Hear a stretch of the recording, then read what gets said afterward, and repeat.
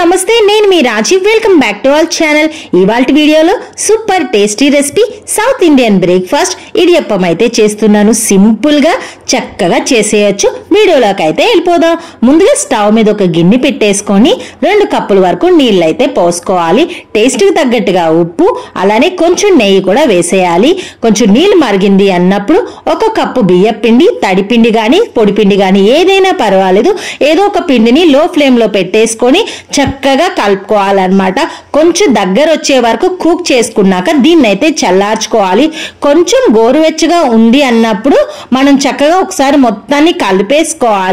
కలిపేసుకొని చిన్న చిన్న ఉండల్లా చేసుకోవాలన్నమాట ఇక్కడ మనం ఇడియప్పాలంటే తెలుసు కదా అండి నూడిల్స్ లా ఉంటాయి అన్నమాట మన జంతికలు చేసుకుంటాం కదా ఆ గట్టాన్ని అయితే మనం యూజ్ చేస్తాం అన్నమాట సో మనం ముందుగానే ఇట్లా మనం రౌండ్స్ చేసి ఉంచేసామంటే ఈజీగా మనం ఈ గొట్టంలోనే ఆయిల్ రాసాక చక్కగా వేసేయొచ్చు అన్నమాట ఈజీగా ఉంటుంది మనకి చేయడానికి కూడాను పెద్ద పెద్ద ఉండలు కాకుండా చిన్న చిన్నగా చేసుకుంటే సరిపోతుంది ఇంకా దానికి కూడా ఇడ్లీ పాత్రలో కావాలంటే ఇడ్లీ పాత్రలో లేదు అంటే ఆవిరి మీద ఉడికించేవి వేరేగా ఉంటుంది ఇడియప్పం ప్లేట్స్ ఆ ఇడియప్పం ప్లేట్స్ లో అయినా యూజ్ చేసుకోవచ్చు నేను 2 రకాలుగా చూపిస్తున్నాను సేమ్ ఇడ్లీ ఏ విధంగా కుక్ చేసుకుంటామో ఆ విధంగానే మన ఆవిరి మీద కుక్ చేసేసుకోవాలండి ఇంకా చల్లారినాక మనకి నచ్చిన కర్రీతో హ్యాపీగా తినేయచ్చు ఇంకా టేస్టీ మన ఇడియప్పాలు అయితే రెడీ నచ్చిందా మీరు కూడా ట్రై చేయండి ఎలా ఉందో కింద కామెంట్ చేసి చెప్పండి ప్లీజ్ లైక్ షేర్ సబ్స్క్రైబ్